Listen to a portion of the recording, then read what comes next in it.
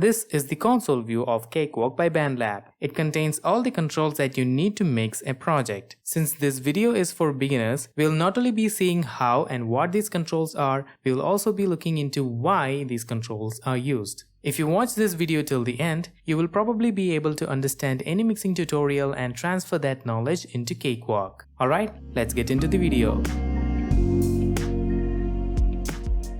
This video is part of a Cakewalk tutorial series in which I am using music production as a tool to make it easy for you to understand Cakewalk. So we started a project from episode 6 of the series, and this is where we are at. And I'm going to use this project to introduce you to the console view.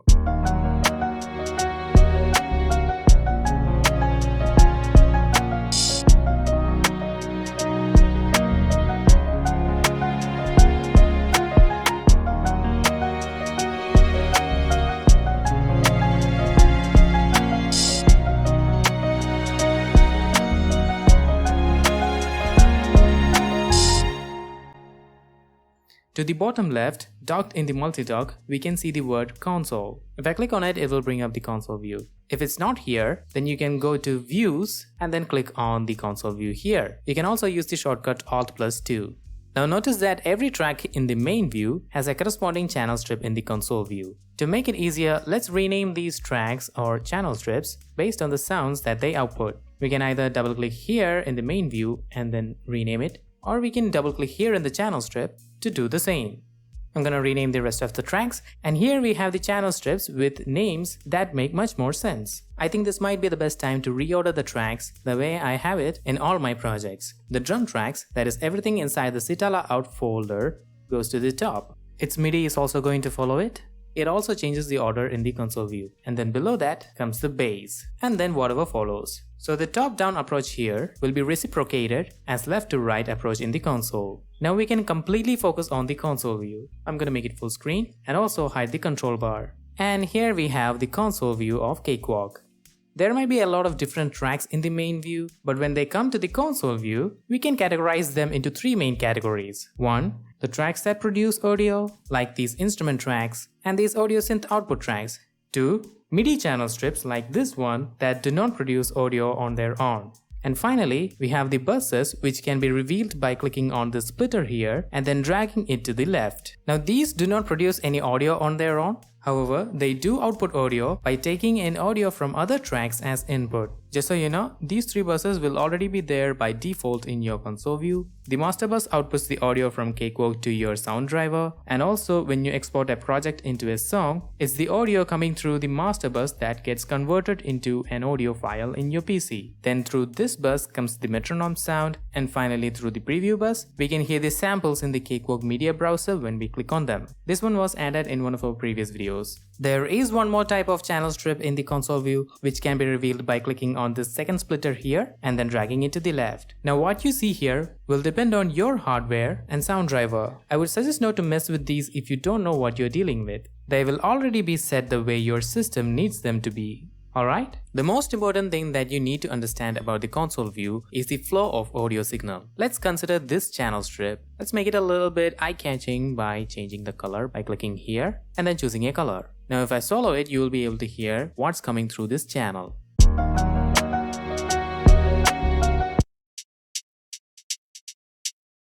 The reason why this MIDI channel was also soloed is because the MIDI triggering that sound is coming from this channel. Alright? Let's get back to the signal flow. Now in a channel strip, audio flows from top to down, and every channel strip is separated into sections by these lines, and they contain modules. So the first module through which the audio comes in is the input gain module here. Then it flows to the ProChannel and effects rack, and then to the sends and this big section which contains more than one module, and then it reaches the input-output module. Now by default, when you add a track that produces audio, its output will be set to the master bus. But we changed this for this track to the drum bus in one of the previous videos. So the audio signal at this point is now going to become the input of this drum bus. So the flow again continues from the top to down modules just like it did in this channel strip, and then when it reaches the output, it becomes the input of the master bus, and it continues the flow down here and then goes to the speakers. Now let's take a one by one look at all the different modules of the channel strip. So here are the three types of channel strips that we should be concerned about while working in the console view. Now the first module in every channel strip is the input module. In case of this track, it's an input gain knob which can be used to make sure that the level of the incoming audio is appropriate for the subsequent modules and plugins. Controlling the input audio level so that it can be processed effectively is called gain staging. It's the same thing with the buses, but they have an additional pan knob which can be used to control the stereo distribution of the input signal. In case of MIDI channel strips, the same knob offsets the velocity of each MIDI node in the MIDI track.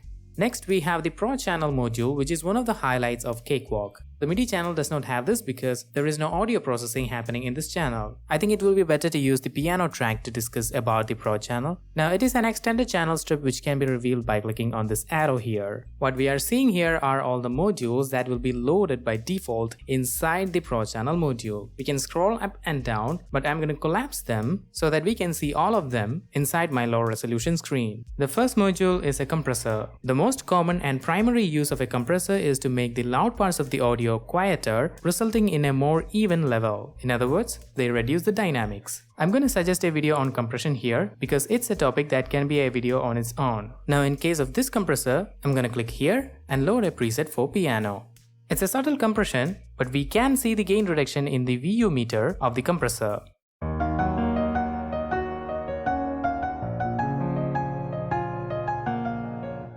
Now I'm going to keep this compressor turned off and move on to the next module, which is an equalizer. We can use this module in this view itself, but I prefer using it with the larger UI, which we can bring up by double clicking this graph or by clicking this arrow here. Now in its simplest form, an equalizer can be used to adjust the loudness of certain frequencies. This one offers here 4 bands, which means we can adjust the loudness of 4 different frequency ranges.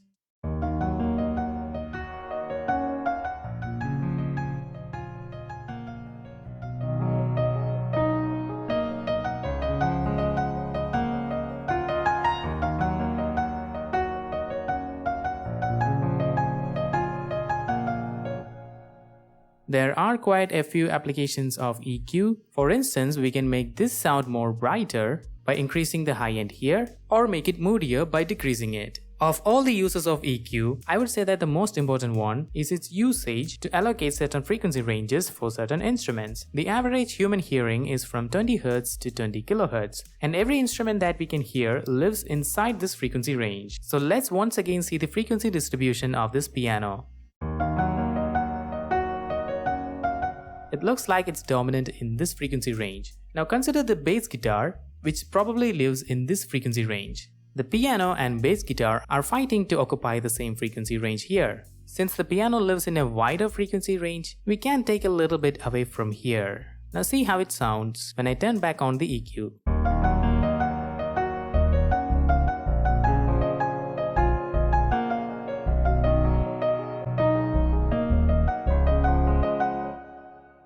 I'm also going to use the high pass filter.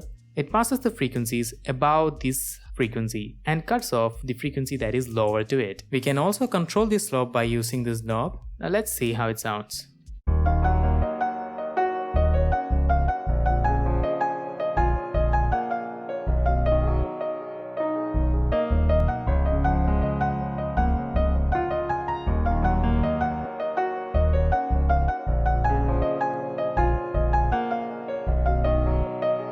I did go a little bit overboard to make sure you understood the concept. I might come back to this EQ and add back some lower frequencies after I go through all the tracks. Now the downward flow of audio signal also applies inside the ProChannel module, and I want to EQ the signal first before compressing it. So this EQ is going to come before the compressor. Alright? The next two modules are Tube Saturation and Console Emulator. Software consoles like this one can be used to make a song that sounds perfect. Now if a hardware console was used to produce the same song, then it will actually sound a little bit more pleasant. The reason is that the electronic circuitry in hardware actually colors the sound with a little bit of hum or saturation and things like that. These two modules are used to imitate such hardware. The Tube Saturation module employs analog vacuum tube circuit modeling, which allows us to apply analog warmth and saturation. The input knob is used to adjust the gain of the the input signal. The drive is used to adjust how much of the input signal enters into saturation. And the output knob is used to adjust the gain of the processed signal. And finally, we can choose between type 1 saturation, which is pure tube emulation, and type 2, which ensures that the sibilant sounds are not distorted.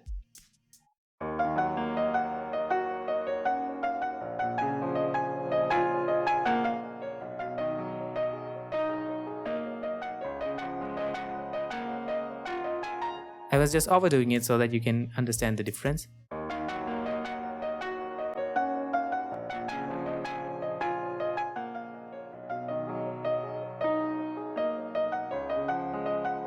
This is all that we would need. Next, we have the console emulator, which emulates the sonic characteristics of 3 classic mixing consoles. It mimics the subtle non-linear distortion and noise that occurs when passing an audio signal through a mixing console's analog circuit. Just like tube saturation, this trim here controls the input, and then the drive controls how much of the input signal gets saturated. Now, it is better to keep the component tolerance enabled because in a real-life scenario, the components in the electronic circuitry do have a tolerance that make them slightly different from each other. And I'm also going to use the S-type emulator because experienced users seems to find it comparatively more sweet and warm. There are even more modules which are available in the ProChannel, which we can insert by right-clicking in this blank space here and then hovering our insert module and then selecting whatever module we want to add. I'm not going to go into any of them because this video might get even more long. If I ever do a video on it, I will link it here. One other thing I would like to mention is that we cannot use more than one module of the same type. For instance, there is another compressor, but since this compressor is already here, we cannot insert the other one by going here. Instead, we had to right-click the compressor itself, then hover our replace module and choose the other compressor. If you want to bypass the entire ProChannel module, we can click on this button here.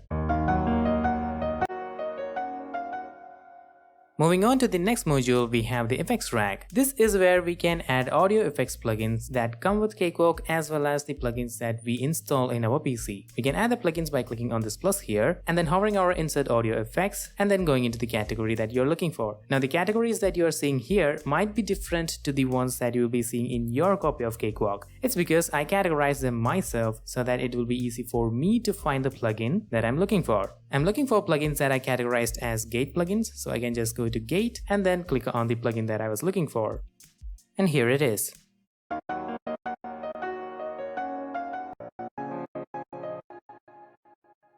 Now, the downward flow of audio signal also applies inside the effects rack. That is, if I add another plugin, then the input of this plugin here, that is this one, will be the output of the plugin preceding it. We can change the order of these plugins by clicking and dragging, just like we did in the ProChannel. Just like ProChannel, we can also disable the entire effects rack.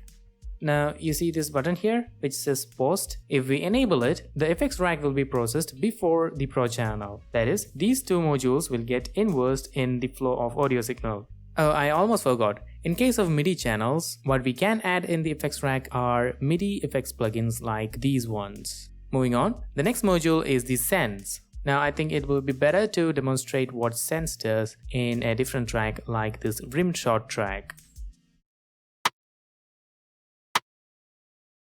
Let me add a reverb effect on this channel. Now I'm gonna add another plugin called the TDI Nova, which is an EQ plugin to remove the low end from the reverb so that it does not ruin the mix. However, since the EQ is in the root of the audio signal, it is also going to affect the dry signal. I only want it to affect on reverb. This is a scenario where we can use a send. To add a send, we click on this plus here and then select whichever destination we are sending it to. We're going to create a new stereo bus. We did already establish the root of the audio signal, but now with this send, a copy of the audio is being sent to bus E, and we are going to call it reverb. Now I'm going to drag these two plugins to the new bus. So now we have this. If we solo this one, we can hear what's coming through. Cool, but since the unaffected dry signal comes through this channel to eventually end up in the master bus, we don't need the dry signal to come all the way down through this reverb bus. So we are going to open the reverb plugin and then reduce the dry signal all the way down so that only the effect comes through this bus. Cool, now listen to the original channel along with the reverb bus.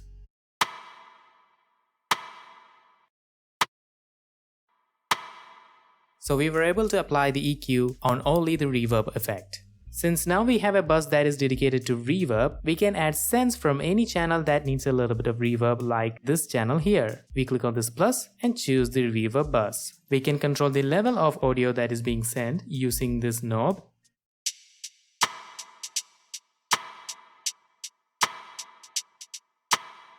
If there was no reverb bus, then we would have had to add reverb effects on individual channels, which will comparatively need more system resources. Not only that, we now have a reverb that has a consistent character across multiple channel strips. Now we can also add sends to plugins. For instance, consider this kick and bass guitar, both of which occupy the same lower frequency range. And we cannot EQ and decrease the lower frequencies in a bass guitar because it is a bass guitar. So what we can do is sidechain the bass guitar with the kick. It means the volume of the bass guitar is going to duck down a little bit whenever a kick signal comes in. Now we're going to use the ProChannel compressor of the bass guitar channel strip. Now it's not going to be this one, we are going to replace it with the PC4K S-type bus compressor. Now this one can handle sidechain input, we just have to turn it on here and then add sends in the kick channel. And here you can see these are buses and these are plugins or effects. So we can send audio signals to plugins. Now see what happens when every time the kick signal comes.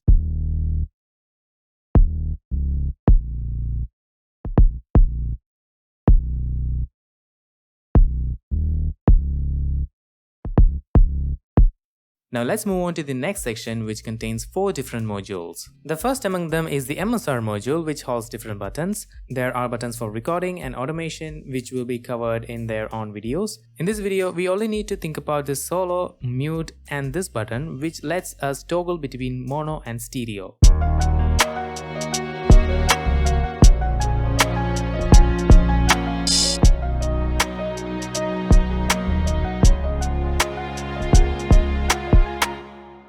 Next we have the pan control module, which can be used to adjust the stereo distribution of a channel. Just like we use the EQ to allocate different frequencies for instruments, we can use this knob to place instruments in different locations inside our field of hearing. Next we have the volume module, and this volume fader here controls the level of the final processed audio coming out of a channel. Now to the right we have the volume meter, which shows the level of the audio during playback as well as recording, and down here we can see the meter peak value, which updates during playback to show the highest peak level reached. If it goes above 0 dB, which is the maximum capability of a channel, clipping will occur, and that is what this red indicator is showing. The obvious way to fix this is reducing the level. However, we don't do that in the master bus. In fact, we don't process the audio coming through the master bus during the production stage, we leave it as it is. However, we can do anything with the other channel strips. So here is a red indicator. So let's try reducing this channel and see how it will affect here.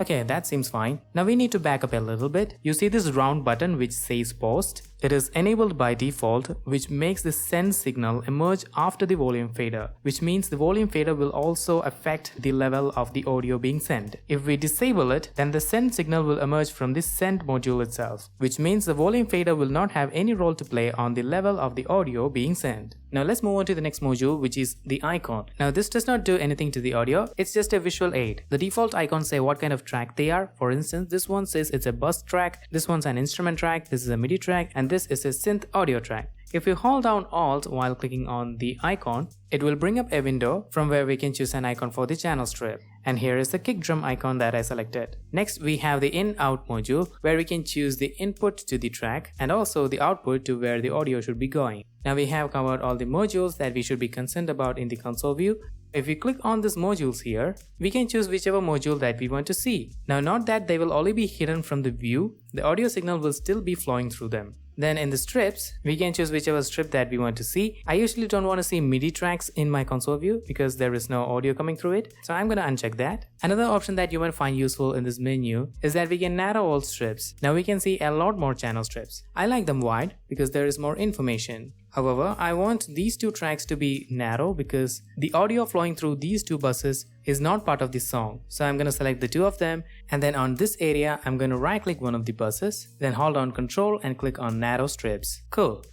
Now let's see why we need buses in the first place. We already saw the use of this reverb bus here.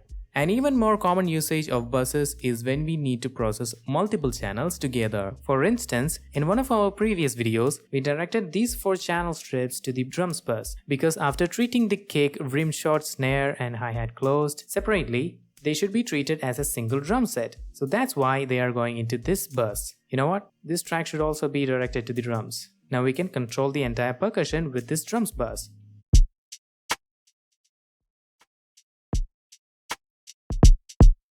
We can also apply effects on the bus, like the ProChannel compressor with which we can glue all of them together.